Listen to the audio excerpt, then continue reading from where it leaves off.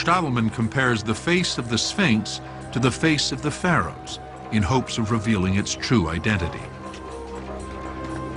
I remember when the statue was still standing. He turns to the only undisputed portrait of Khufu ever found, a small ivory statuette.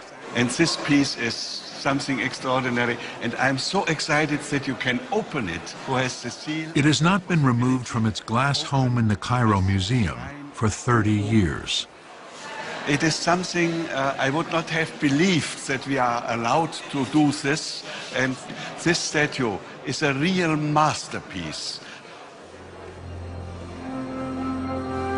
Everything is very finely sculptured, so detailed that one can compare the statue with the enormous Sphinx statue. The face is, for me, the same face as the Sphinx. A square face, a little bit bitter mouth, the eyes are protruding. But there's also a less subjective clue. Unlike his son Khafre, the builder of the second pyramid, Khufu does not have a beard. The statue does not wear a beard, so I am quite sure the Sphinx, which has no beard at all, is the picture of Khufu. But Mark Lehner finds evidence that the Sphinx originally had a beard. And he believes the face of the Sphinx is the son, Khafre. An original beard would explain this very enigmatic bump on the Sphinx's chest. It starts right about here, and it's just right in position to support the long beard. The debate rages on. And I think the beard was original. The father, Khufu, It has no hemband. or his son, Khafre? We don't know, it might be. The Sphinx's identity crisis cannot be resolved by facial features alone.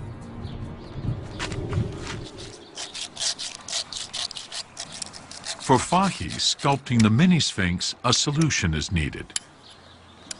With the body almost completed, Fahy returns to the harder stone for the head and must decide, beard or no beard?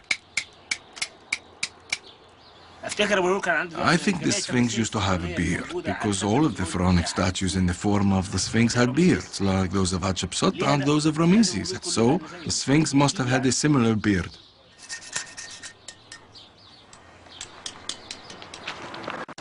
It's the crowning moment, as Fahy places the head on the body of his mini-Sphinx.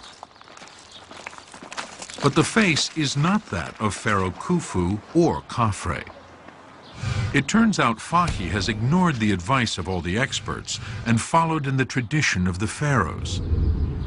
Fahy's Sphinx bears a striking resemblance to Fahy.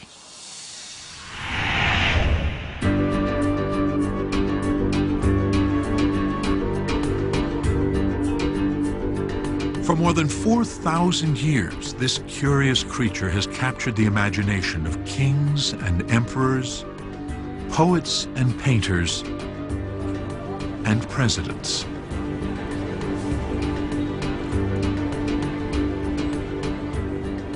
Today, the Sphinx is the face of Egypt, an icon of its age-old mysteries.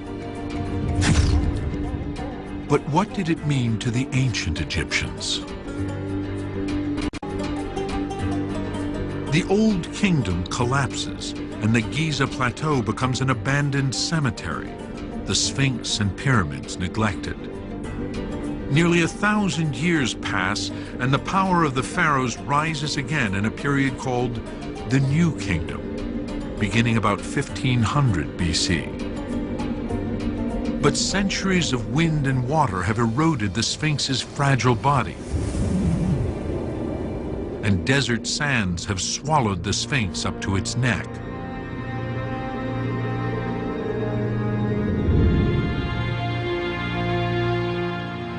What happens next is written in hieroglyphs on a gigantic 15-ton granite stela perched between its paws. The inscription tells of a hero who rescues the Sphinx. A young prince clears away the sands, and the Sphinx rewards him by making him king. His name is Thutmose. Who was the first restorator on earth? I can say Thutmose IV. He ordered his people to build these two huge mud brick walls to protect the Sphinx from sand. Opposite the Sphinx's left haunch and above the Sphinx ditch are remnants of a mud brick wall. Some of its bricks are stamped with the name of Thutmose.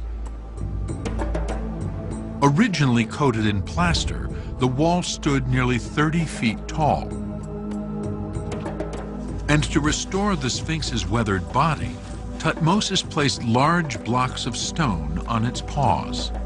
Look at these stones.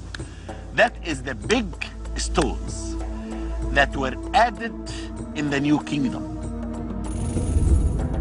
And this stela also reveals a clue to what the Sphinx meant to New Kingdom Egyptians. When the kings wanted to record something that they wanted to last forever, they would write in stone, and they would write on very large stela, such as this one, in hieroglyphs. Kasia Spakowska translates two key hieroglyphs. You can see there's something that looks like a bird there. That's actually the sign of the falcon. That's the name Horus. Horus, depicted as a falcon, is one of the oldest and most important deities in the Egyptian pantheon. Egyptians believed that the pharaoh was Horus incarnate. And just below is the Akhet, the horizon, with the two mountains on the side and the sun disk in between. When the falcon and Akhet hieroglyphs are combined, they form Horus on the horizon, the name of an Egyptian god who guards the entrance to the afterlife. This is the identity of the Sphinx in the New Kingdom. To ancient Egyptians, the horizon was the entrance to the afterlife. Just as the sun sets over the horizon and rises the next day, they too believed they could be reborn. As the guardian to the afterlife, the Sphinx was crucial to that process. Thutmose, by clearing away the sands, was not just saving the Sphinx, he was saving a god. And he does more. Close inspection of the face of the Sphinx reveals traces of blue paint still clinging to its ear. The evidence suggests Thutmose gives the Sphinx a New Kingdom monumental makeover. We're used to seeing the Sphinx as this beige-colored monument out in the desert.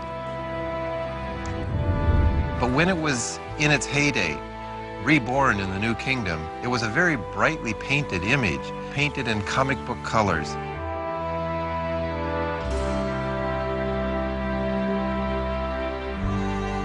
The face was probably red. It's possible that the headdress was painted yellow and blue.